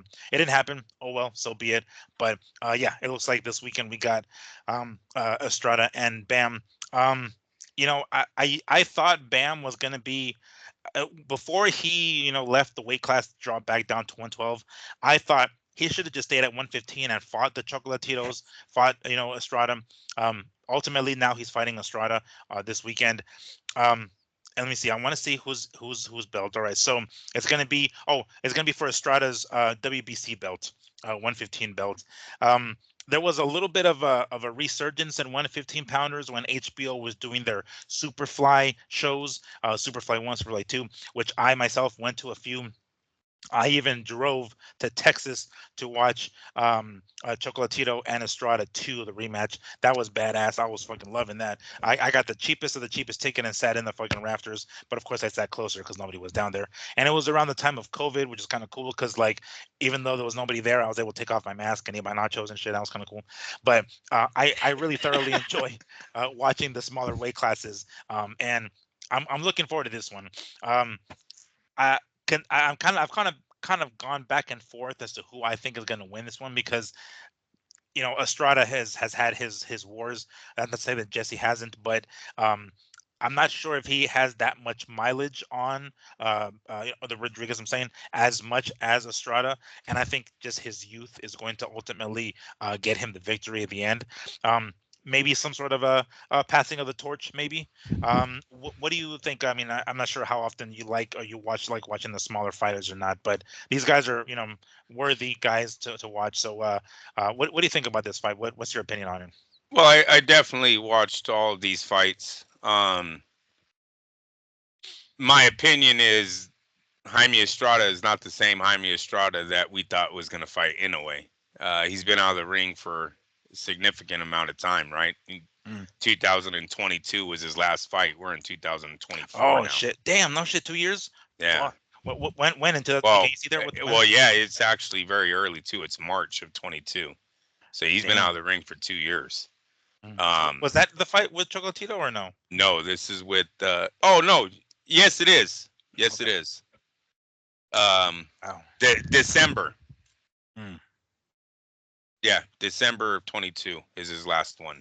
All right. Well, a little under So 2 years, but still, it's yeah, like for his age, age. that's kind of That's a right. long time to be outside of the ring. Because he started looking his age in some of his last fights, right? They were getting closer decisions. He wasn't looking as sharp. Wasn't you Mhm. know? He He looked was pound for dropped too. pound. I think he was dropped. If I'm not mistaken, who was it? Was it against Quadras? But I think he was dropped in one of his last fights. I don't know if it was the one before this one or the one before it. But it's like it was kind of a shocker. We're like, oh shit, what the hell? Like he started to look. You're right. He started to look his age. Yeah. So I can only imagine what he looks like after almost 2 years out of the ring. What he I haven't especially seen it. I haven't seen a picture of his ass. I still have not. I have yet to see him. You have to be like, this is where the hell did this dude go? didn't he Like, get sick? Didn't he catch COVID a few yeah, times? Yeah. yeah, Yeah. yeah. Like I think one time he caught it, and then another time someone in his His corner trainer. caught Yeah. it, and then like I don't know if he caught it that time or not, but fights were postponed because of that. But yeah, he's been out of the ring for a hot minute, and he was sick. So I mean, who knows? Because one of the things that COVID attacks the most, if I remember correctly, is like your lungs, right? Your capacity. So maybe that is an issue. Maybe he's going to come back and not exactly be the same, especially again at his age and going up against a young cat with like Bam Rodrigues with a brand new tattoo on his fucking face. It's like, well, you can't, you can you can discredit his age, but he has a tattoo on his face now. So that He means, he's 24. He's oh, undefeated, right? He's been fighting for the last 2 years while you've been old and sitting at the house raising your kids, and it's not a good recipe for Estrada to have a victory here. Bam's also not a bad fighter. He's also a very good, ranked number one in his division type fighter, right? So mhm. it's a big uphill battle for Estrada going into this match. Doesn't mean I'm not going to watch. Doesn't mean I'm not going to go for Estrada. I'm a big time Estrada fan. El Gallo, I hella thought him and in a way was going to be Manny versus Marquez all over again. It's kind of sad that never developed. But either way, I will be tuning in Saturday. But yeah, my favorite is probably got to be Jesse Rodriguez going into this fight just because of age. He's naturally bigger, right? He's just a bigger guy right now. And then the fact that they're basically on the same playing level field. They've seen common opponents. Both of them have victories. He actually has a better victory against um, what's that? The Oh yeah, one. the soaring that Yes, dude. he I knocked him forget it. out. Yeah, yeah, yeah. Oh yeah, that's right. He did. Yeah, the And rat eater. he had The rat eater. yes. I'll never forgive his mother for that. What is she thinking, bro? Uh, Fucking rats right out of the plane, mom. Are you serious? Give it to me. Fucking rat. yeah. I do remember that shit. Yeah, it's like we didn't need to see that. We didn't. I didn't need to see Marquez drink his own urine. I definitely didn't see Mama need to deep fry any fucking rats for you. The hell's wrong with you guys, man? Just up here in the kitchen, like flipping the fucking rats on the frying pan. Like, well, it's a delicacy, I suppose. I don't know, but yeah, that we didn't need to see that. That's some shit though. But I mean, he had a much I better. was eating dinner when Marquez did it on 24/7. I know I've told you guys this since Fight Net Radio, but I'll never forget it. I'm like Miguel. I'm like, you better not fucking do it. I had the fork in my hand, bro. I could feel my stomach turning as the motherfucker was like looking at it. Bet you better not do this. HBO's not gonna show it. I said, I'm done. Not eating. Fucking guy just drank his own urine. Boxing.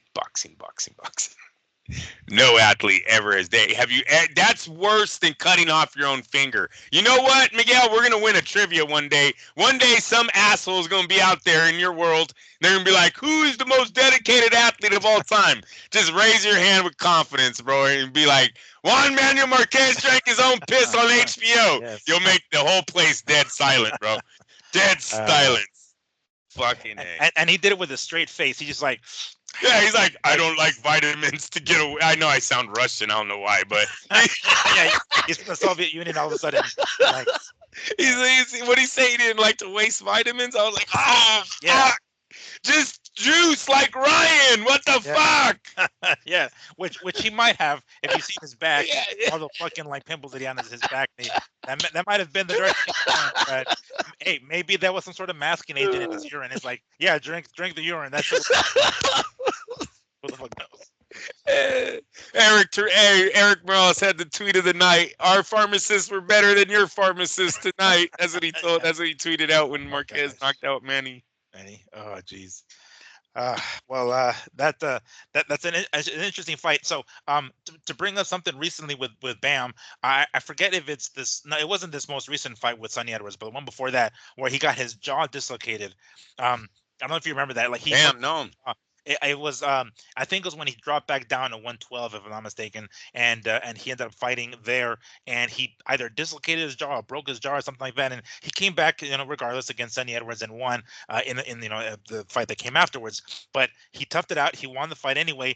But I wonder if that is going to, it showed in the fight after that it wasn't going to be an issue, but if he fights when he dropped back down and he fought a guy who isn't a heavy hitter, and that guy fucked up his jaw, like I wonder what condition, I wonder how much confidence he has in his jaw, I guess what I'm trying to say, Right, against right. somebody who is a bigger puncher, like, and not a knockout artist per se, but a much bigger puncher. Definitely a sharpshooter. Yeah, Estrada Yeah. could land those blows. Yes, sir. Let me plug in my fucking laptop before the shit dies on me. But yeah, that's kind of what I was thinking. Like, cause my dad. So I went to this fight in Texas, right, with Estrada, and I bought one of these like bootleg, those like red ribbons that they put around, and somebody was like selling them for like $5 outside or some shit. I'm like, cool, give me two. So I ended up buying one, and so we're fans of Estrada, of course, and when we see the way he, like, his age is showing, we're like, damn it, that's not good. He's getting older. He's slowing down. He's kind of like hitting that twilight of his career. And we see Bam come in this. We're like, well, hold up. But Bam got his fucking jaw messed up. If he gets his jaw messed up against somebody who's a lighter opponent, what chances does he have against somebody who, like you said, is a sharpshooter and at a heavyweight weight class? So my dad he's gonna be cheering for Estrada, and probably me too. I am a fan of Estrada, but I'm a fan of Bam as well. So I'm I not know. sure I know it's tough. that one's tough, and I haven't checked like the odds or anything like that. But I mean, that one's gonna be, I suspect it's gonna be a pick 'em maybe. As a matter of fact, I have an app on my phone right now, so I'm gonna take a look to see if I can find the odds on that one right now, because I think it's gonna be a closer, it's gonna be a pick 'em fight. You know what I'm saying? It's not gonna be one that's gonna be too one-sided or anything like that. Let me see. So errors, Rodrigues, here we go. Okay, so I have it here. Wow, holy shit. Okay. So Bam Rodriguez is the favorite at -400. Good lord. And Estrada, the underdog, at +333. He's a champ. And they have Yeah, Rodriguez but bro, he's been out for 2 years. They ain't stupid. Your timing is off. He might, he might have to pace himself during rounds. You don't know if he could go 12 rounds right off the bat, especially at the energy that Rodriguez brings. uh-huh. So no, I think there's a lot of reasons why, and he's younger. I mean, 24 is significant difference, man. Like Mm. Jesse was good. Jesse was good 2 years ago. Now he's getting into his prime years, right? Mm. And he's fighting a guy who's been declining and been laid off. No, there's a story there for that big, Mm. that wide gap in the odds. Do you think it's worth putting any money on Estrada? That being that much of, I mean, I thought it was going to be a lot closer than that. I mean, Shai said it was going to be a pick 'em fight, but these guys are not idiots, these bookies. So, would that be too much? Like 333? That's kind of. I mean, again, you just explained why, but do you think it's worth putting, I don't know, $50 on them? Yeah, I mean, why not? Yes, you put $50 on a lot of the other things that are, during gambling or during the week, whatever. How about $100? Would that be That's all I. excessive? Yeah, that's what I would max out 100. because of the layoff. I'm real worried about why he was out of the ring for so long. You know, DAZN, they don't usually do that with their fighters. They can keep them busy. Mhm. Um, so there had to have been something else more than just COVID. Maybe he had those after effects of COVID, and they're not just releasing that. You know, with Mhm. like Virgil Ortiz, he had the what is it, the heartbeat that got kind of messed Mhm. up, right? They have to reset it or some shit. So who knows what happened, the complications from COVID, but I definitely don't think it was just a 2 week sickness that has kept him out of the ring for this long. Mm. Mm. All right. And the 'Cause bookies would know. They would yeah, know that, yeah, they right? would, yeah. Because I mean, it seems really wide, but I mean, okay. I mean, we have Bam Rodriguez returning to the weight class and going after a champ, um, which Bam. Let's just go down this rabbit hole. Let's say Bam wins, right? And in pretty convincing fashion, we'll say. Um, if it's close, I wouldn't mind seeing a rematch, especially if it's close. But let's just say it's not close and Rodriguez wins. Um, Potentially Chocolatito afterwards. I think that's the last fight he needs, right? To Hmm? close out that division. Yeah, Yeah, so and then DAZN fucking loves Chocolito. I mean, yeah, they've been pumping that guy money for long. It's ever since he signed with them. He's had what, I don't know, 5 or 6 fights probably under DAZN with the same 3 guys too. yeah. It's just this round robin of fucking guys. Yeah, they're like, we got this guy on Chocolito. You ever heard of him? Like, fuck, man. But no, it's all good. But yeah, I would say Jesse's definitely probably in line to do one more title defense with him, and then you'd probably move up after that because you would have completed the cycle, Mm, right? So yeah. Cuadras, Estrada, and then Chocolito, and you move on Gonzalez.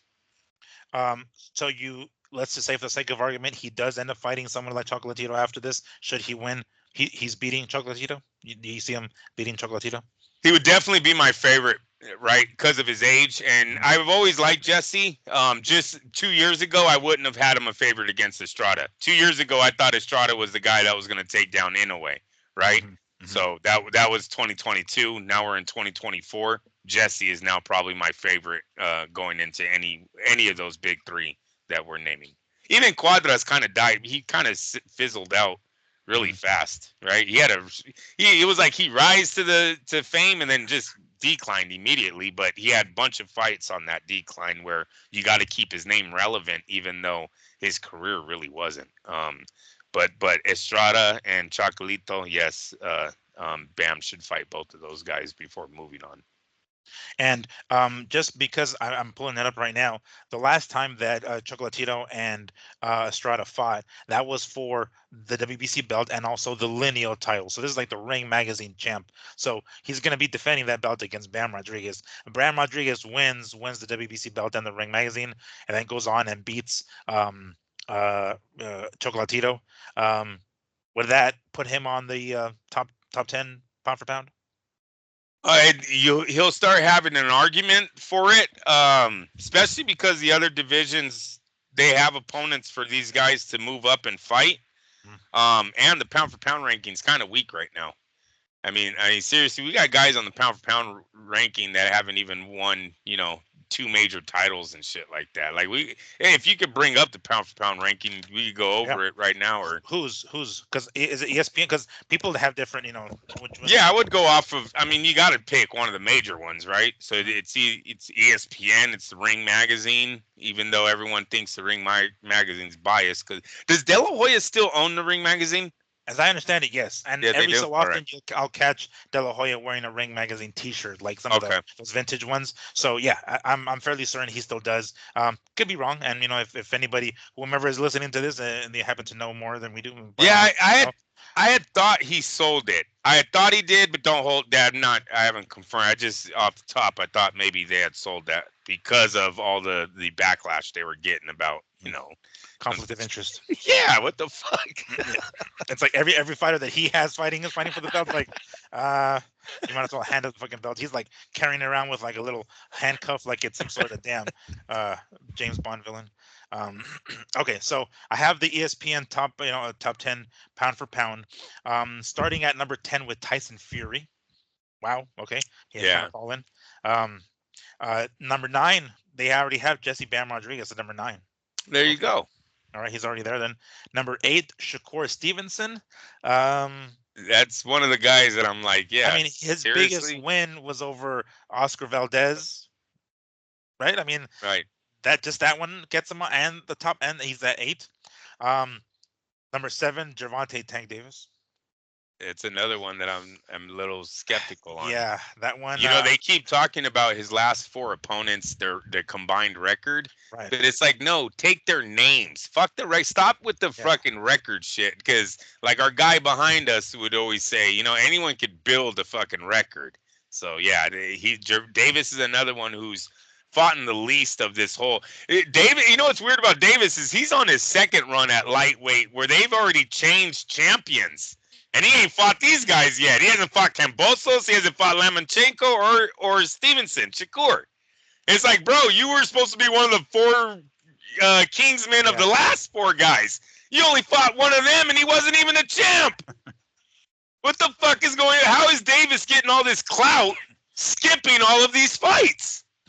And making a top 10 pound for pound. It's like he goes to 135, then he drops back down to fight fucking Santa Cruz, and then he goes back down to one, skips it, then goes back to 140, fights, fucking Barrios. But like all, these other champs are all rotating. The belts went from Loma to Lopez to fucking Kambosos to Haney, and it's just like. And he has. Then he goes up. He fights Garcia, another one of the 4 Kingsmen. Like, bro, yeah.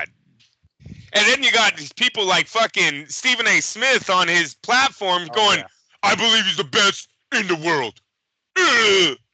Fucking hell, I just want to reach in and slap him. Bro, he's like, I love Terrence Crawford, but Gervonta Davis is the best fighter in the world. Like, get the fuck, the dude has done nothing. You just want a front row ticket. That's all these guys want. That's all it's about now, bro. Yeah. Seriously, did you hear what I said on my platform? Yeah, Million P, can I get a ticket? That's all it's about now. They will suck up to anybody. The media never used to be like that. Media used to have power. Media has no power anymore. Now they're all you're either a fucking yes man or you're out. That's all the game that's being played now. You literally, this is why after every fight, the motherfucker that had the main event is supposed to be on the pound for pound ranking. Because it's all them just sucking up to the promoters as they walk out the building. Don't worry, tomorrow your guy number 1. Your guy number 1.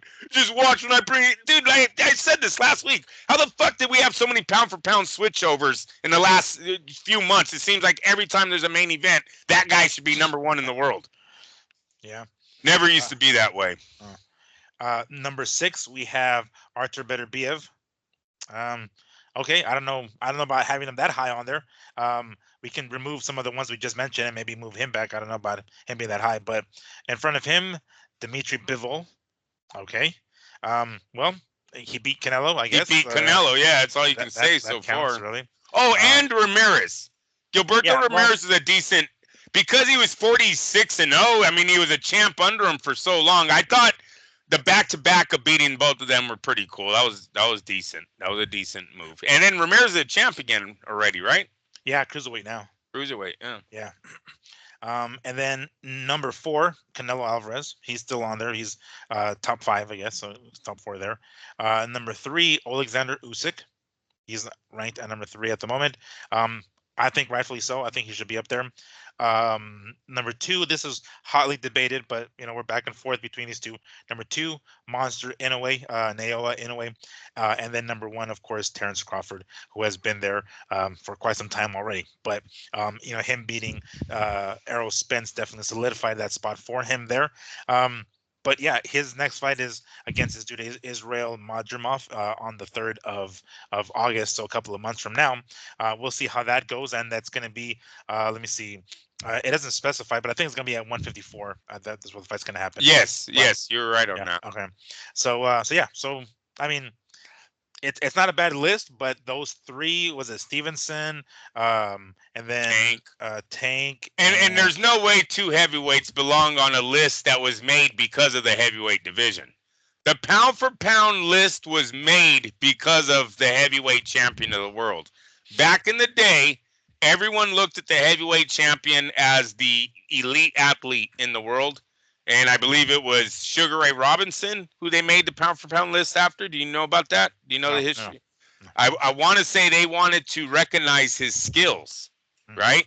So they made this list as the heavyweight's the baddest man on the planet. We get that. Yeah. But there's these other divisions too that have some badass dudes. So we're gonna put these top 10 of the baddest dudes from under the heavyweight division. Number 1 starting with Sugar Ray Robinson from the welterweight division, and he was the number 1 fighter on that list when it was made. Why are we going away from that now, adding 2 heavyweight? The list was made because of the heavyweight division. People, the heavyweight division is the baddest man on the planet. Dana, they'll knock your heavyweight champion the fuck out. I promise you that. I don't give a fuck what era Dana. I'm going to go after Dana again. Fuck him. He always goes after boxing. I sound drunk, but I'm not, you guys. But fuck that. I hate when he goes after boxing. He's drunk with coffee. Yeah, I'm drunk with coffee. That's right. I guarantee you, Mike Tyson knocks out whoever the fuck your guy is. Vladimir Klitschko knocks out whoever the fuck your guy is. Lennox Lewis, Tyson Fury, Alexander Usyk, they all do it. Bring it. Bring it. That's all I'm saying. You got the money. Bring it. But anyways, get back to your pound for pound. Sorry. That's okay. That was it. That was time for pound. I mean, but that's why it was. So your argument is saying don't ever include heavyweights. It's not supposed to. Alexander Usyk is the baddest man on the planet. Everyone under him is gunning to be him. So Tyson, I'm sorry, when you lost, you're not on the list. You're not even supposed to be on the list. You're either number 1 in the sports world or you're not. That's what the heavyweight division is. Let's not take that title away and now make them the rest of the boxing world. The rest of the boxing world was trying to catch up to the heavyweight guy. That's what that title was made for. Let's keep it that way. So I don't like heavyweights on the pound for pound list. Usyk's already the baddest dude on the planet. AJ's the baddest dude on the planet too. You see what he did in Ganwe, Dana? You see that shit? Just kidding. I'm just fucking with him. I know he doesn't listen to me. Who gives a fuck? It makes me feel better when I sleep at night when I say fuck Dana White. I used to hate Joe Rogan too, but I've given up. Joe, I think he's cool now. I listen to Rogan while I do my workouts and stuff. But I used to hate him too. When he went on ESPN with that bullshit. This is the real street fighting. Get the fuck out of here. Hey, a bunch of guys fucking choking each other out in no fucking club. I ain't never seen it in my life, Joe. Get out of here. I ain't never been in a school and kids like, got a leg lock, tap. Never seen it, bro. Anyways, moving on. Joe's cool now. He's on your good side. He's on your Christmas list now. But that was it. Yeah, that's it's an okay list. I don't know about those other ones on there, but I guess Shakur is a big question mark, bro. Yeah, it's a really big. And he's fighting on the 3rd of July, so we have about a couple of weeks to see him back in action. Not against another top dude. Not against it, yeah. But yeah, I don't know. It's these. This is one. Where's Teofimo fucking Lopez at? Can someone please tell me why Teofimo Lopez is not on this list, bro? Is there even a fucking honorable mentions or any of this shit? No, not even that. Or is there a top 15? No, not even that. Never mind.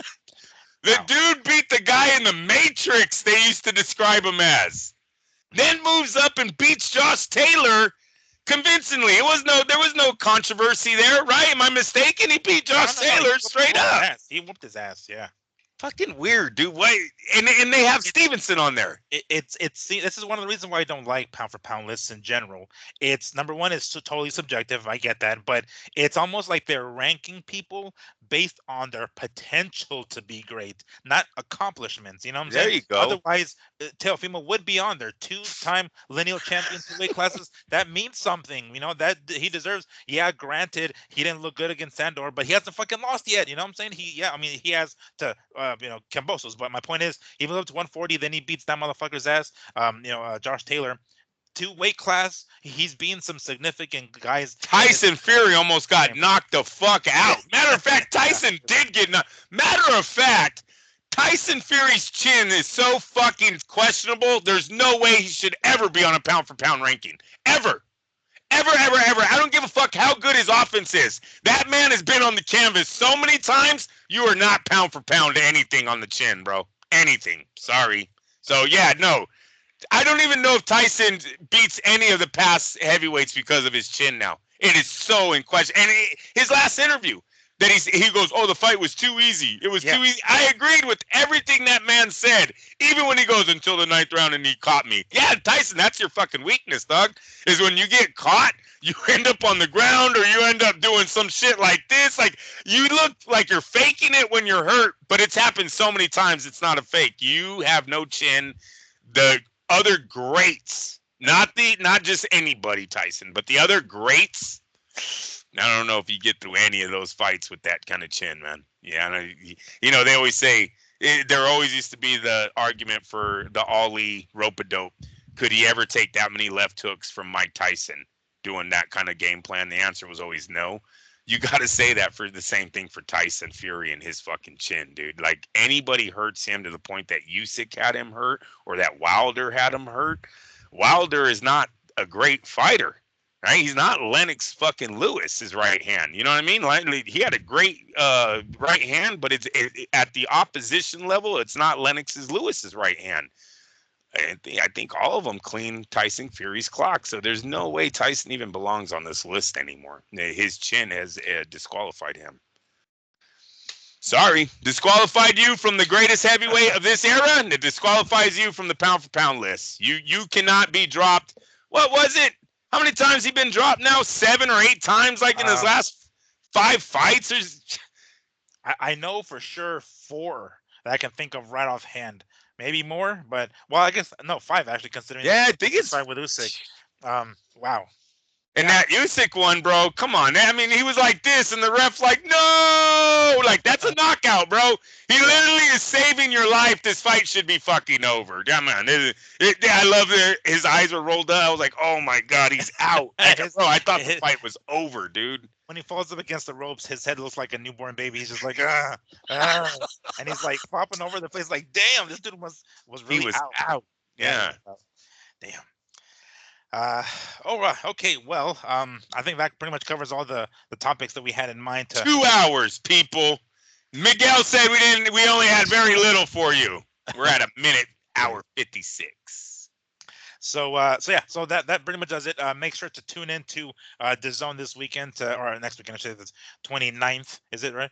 A week from now, because we're so used to recording this on Sunday. I'm sorry, and today happens to be Saturday because there aren't many fights on Saturday night tonight. But make sure to tune in next week, and we can talk about the results of Bam Rodrigues versus Gallo Estrada on DAZN. That will happen on next Saturday. I got one. Oh, okay. Breaking news, Catterall versus Prograis is signed for August 24th in Manchester, England, bro. Regis Prograis going over to fight Jack Catterall. Wow, so no trilogy then with Josh Taylor then, huh? No. Yeah. Okay. I think Taylor was done. I think he's done at like 140 or just done? I think just done. Yeah. Wow, really? Okay. Yeah, I believe so. So there's breaking news. There's one breaking news for you guys. What do you think about Prograis Catterall? I like it. I like it because Prograis didn't look all that great, against Devin, and he wants to kind of redeem himself. So I think he's going to come into this fight with a little bit of a chip on his shoulder to show that he still is the dude that people thought he was before this loss to Haney. And Catterall's coming in with a lot of momentum. Obviously beating Josh Taylor. So and it's going to be in the UK, right? What is it in Manchester, right? Yeah. I don't know if that's where he's from, but he is from England. He's English, so he's going to be up there with his home country. So he's going to have a little bit of an advantage with that. I'm done with it. What does it say the date on there? August 24th, I believe it was. Okay, we still got some time then. All right. Yeah. Roughly months. Okay, cool. Hey, I'm done with that. 140, right? They're 140. They're going to fight 140. All right. I'm done with that. I'm done with that. Jake Paul versus Mike Perry. Oh, fuck. Wait a minute. This is another MMA guy, right? Yeah, but he hasn't been in MMA for a while, just so you know. He's been out, but does he have hands? Okay, so it's a half yes, half no answer, depending on what your definition of hands is. Does he have pop? Does he have power? Yes. Is he a good boxer? No. So he can throw down. I'm not going to say he can't because he has pop. He's knocked some motherfuckers out cold. And I mean cold. So he has the power. A couple times in MMA using elbows, right? So it's another story. Yeah, But it's another story. he's got the power. His hands have been developing pretty hard because he's been fighting bare knuckle for the last few fights. He has himself some fucking belt in bare knuckle boxing. So he's rugged as shit. He's a wild motherfucker. Like you have to really wipe him out to clean him out. Unless he comes Does in to Dana take a White dive. have a chance of finally seeing an MMA guy beat up Jake Paul? Okay, a chance, yes. All Let's right. not forget Mike Perry generally fights when he's fought in MMA. He's fought at 170 pounds, another smaller guy. In bare knuckle boxing, he's kind of a big fish in a small pond. So they let him fight at whatever the fuck weight class he wants to. And I think he's fighting in the 190s or 180s or some shit. Okay. So he's been fighting heavier, so he doesn't have to cut as much weight to fight at 170 where he was when he was in the UFC. So he's, I guess, more comfortable in the higher weight class. He doesn't have to cut. But the fact that he can make 170 or has made it in the past, recent past, shows to you that he's a naturally smaller guy than Jake Paul. So he got himself another smaller guy, but this dude can't crack. If he doesn't come in here and take a dive, he has a legitimate chance because he can pop. His boxing skill is not that. I think he thinks he's a good boxer because he has pop in his hands and he can fuck some people up. So he thinks, oh, I must be a good boxer. But he's not a good boxer. He isn't because his defense is shit. He takes a lot of fucking shots. Rather than Jake Paul has proven to me that there's not too many good boxers in the MMA world, bro. I'm sorry, but Mike Perry, his list would be named to a long list of opponents that Jake has already done this to. Yeah, I was just wondering if Dana maybe had some hope here that this fucking fiasco would come to an end. There's a chance, not a big chance. No, I don't think so. Okay. I seen bare knuckles, and it looked like he had a lot of scar tissue. So I was thinking maybe he's a fucking brawler, you know. He is. Yeah. He will throw down? Yeah, Okay. he'll come throwing down again. If he doesn't come to take a dive, we don't know. That's one thing we have to consider. Do you think all the other guys took a dive? Is that what you're trying to? Not all of them, but I mean, come on. Nate Diaz. Do you think Nate Diaz took a dive against Paul? No, I don't think Nate did. No, I think everybody else did. Tyron Woodley. Who the fuck else? Somebody else. Anderson. Silva. I'm sure Silva did as well. Those guys, they did what they could to make it legitimate. In particular, I'm talking about Tyron Woodley. I'm fairly certain that was the case there, but I don't think maybe Nate. No, I think Nate is he's too hardcore. I don't think he would do that. And he was still relevant, right? He was still a little bit relevant. You know what I mean? Like I understand what you're saying when it's someone who's on the way down, Silva way downside of his career. Probably you offer him 10 mil, he'll do whatever. No Diddy, but you know what I'm saying as far as in the ring. So I see your point there, but yeah, no, do you think Mike Tyson is still going to get the fight, or have they moved on from Mike Tyson now?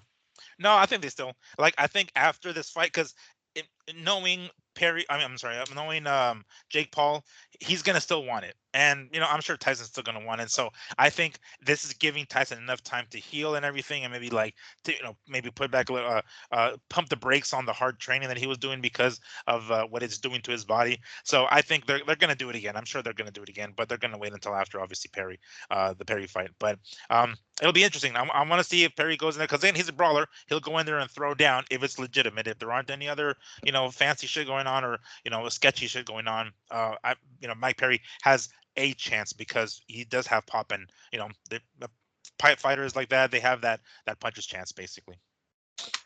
On any other day I'd go for Mike Perry because I'd go for Jake Paul because I like seeing them do what they do to the MMA guys. But because he's still playing with Mike Tyson, I kind of want Perry to win this one. I don't want Jake Paul to embarrass Tyson. I don't want Tyson. It's not that he doesn't deserve it. It's just a stupid fight. Him versus Jake Paul was always a dumb fight. I remember I only thought it was going to be successful because it's free on Netflix. I never thought the fans were going to pay to watch that bullshit. Free on Netflix, yeah, they're probably going to tune in. Mike is almost 60 years old. It seemed like that fight was hot and started losing its momentum. They might not have been doing good on ticket sales or whatnot, and that's why they pulled it at the very end.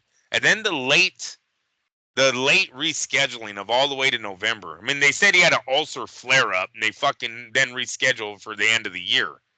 I'm hoping that they walk from that fight. And if not, then hopefully Mike Perry beats him because he is a bare knuckle boxer. So I Mhm. was like, all right, well, the guy throws down in bare knuckle fighting. You know what I mean? Yeah. Jake Paul isn't the great. It's not like we're fucking looking at, Vasily Lomachenko here and Jake Paul, right? He's kind of a brawler him damn self. So hopefully the man in Mike Perry steps out and beats this kid. Because And Jake, Perry can take a punch too. FYI, I don't know if uh, he can take a punch of a guy as big as I I know think you so. seen how steroid Jake looks Fuck now. yeah, dude! You see it in his cheeks. You see the bloating. Yeah, That's that water retention that comes with the juice, bro. That's how it is. They have that puffy fucking face look and shit. And yeah, I saw a clip. I'm not sure if this is the one you're talking about, but it's like a side by side of him jogging, and it's yeah, like him looking super fucking thin in one, and being like lean as shit, and then being just bulky as hell. yeah. Um, yeah, that well, I guess MVP, right? Most valuable promotion. They don't do testing, I They don't suppose. give a shit. Get two fucks. Oh man. All right. Well, um, fantastic. Well, that pretty much wraps it up. I mean, nothing else really we can chit chat about. We will see you guys here next week, and we'll talk about the results of Bam Rodrigues and Gallo Estrada. Until then, everybody, enjoy the rest of your weekend. Enjoy your first week of summer because it is officially here. So make sure to keep your pets inside and give them plenty of water. Thanks for joining us. As always, enjoy the Oh rest of your fuck, weekend. water. Just Yeah, kidding. it's like, oh, I gotta unchain the dog from the radiator. Okay, I'm just